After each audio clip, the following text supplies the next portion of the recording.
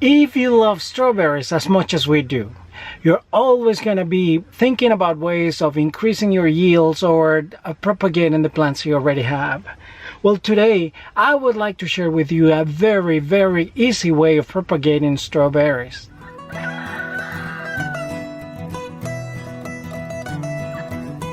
So about 3 weeks ago, I did this experiment. I went through my strawberry beds, a fairly new bed that we planted. It's actually another video made on that, where I cut a number of shoots from those runners, and then I planted those little runners in pots, which is what you see here. Because I've read so often that you had to you couldn't sever it from the mother plant until the runners were established. I wasn't very hopeful about that. Also, I didn't want to use any rooting hormones, and so I just cut the shoots and the runners and planted them. And I planted 36 of them, and out of 36 I was successful with 25 of them. So in other words, 25 of them took, and that's a pretty good success rate for using this technique. So in other words, you don't have to be putting little pots around your mother plants. You can certainly cut the runners and plant them yourself. This is quite a big of an event, in that I am now going to try this at a larger scale. My goal is to be able to propagate about 200 strawberry plants this way, which I could do many things with. Certainly could recoup my investment on the berry roots that I bought last spring. We'll see. I'm gonna think about things that I can do with that.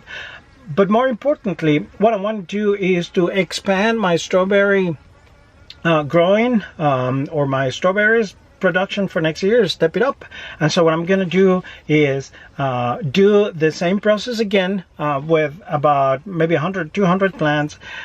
This time I'm going to do the same thing with our ever-bearing strawberries, because we just absolutely, right now summer is hot, they're so sweet and juicy, they gain incredibly taste, and so we love those too. And so fresh strawberries, the ones that we harvested in the spring, we're freezing them for the winter.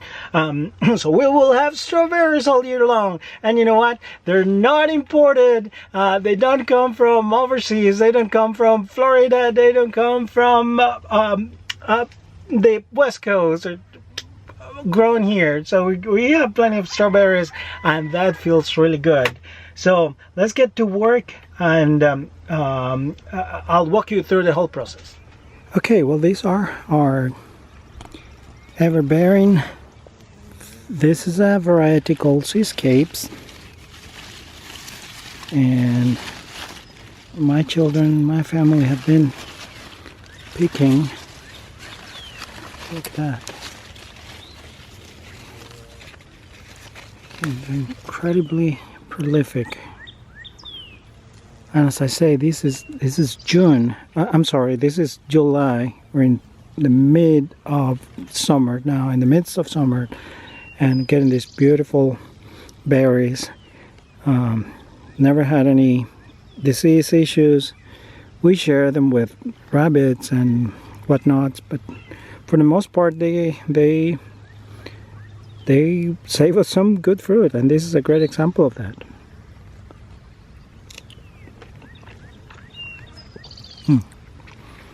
And they're everywhere, and I don't see much by means of shoots, which kind of makes sense because the plants are trying to produce fruit, but there's some, and so we're going to cut some of those shoots, and we're going to plant them. Okay, so here we have our plants, or our runners, I should say. They're going to become plants in a little bit.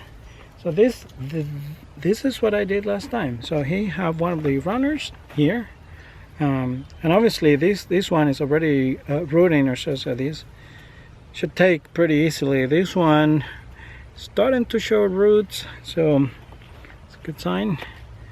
Just do this, cut, plant.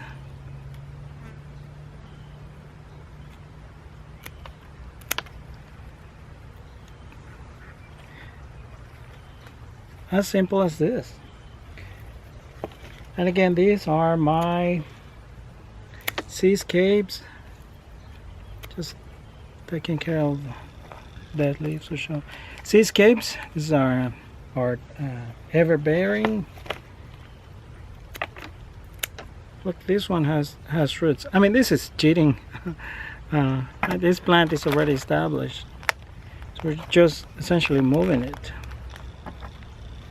Runners can be fairly invasive or take over space, so we're just managing them.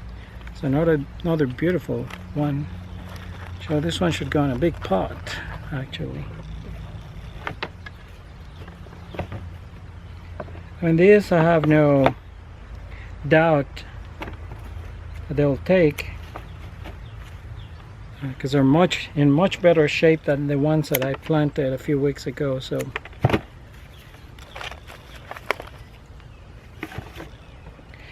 maybe what I'll do with this, once the fall comes, I put them in gallon pots, mulch them really well, cover them well for the winter, and then in the springtime they'll be ready to move into a new garden area.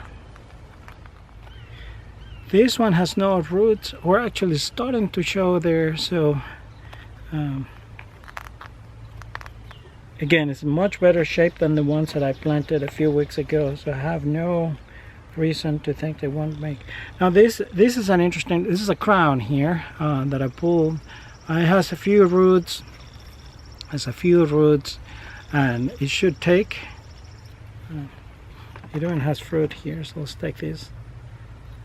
So again, the energy to plant energy to actually go down and make more roots and get established. That's what we want. I'm also using a pretty good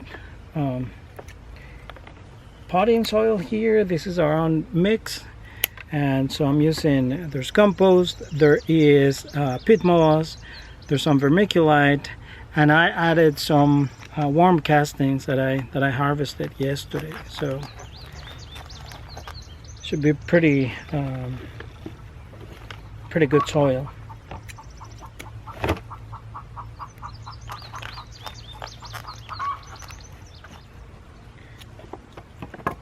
Now this is something that I did last time. You see these runners at the end, there's a little tip.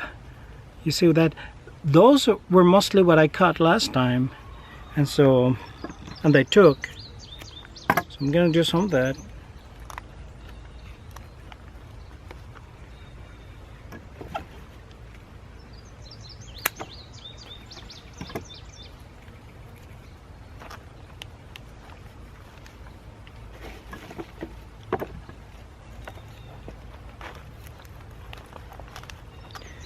Okay, and now let's do another one.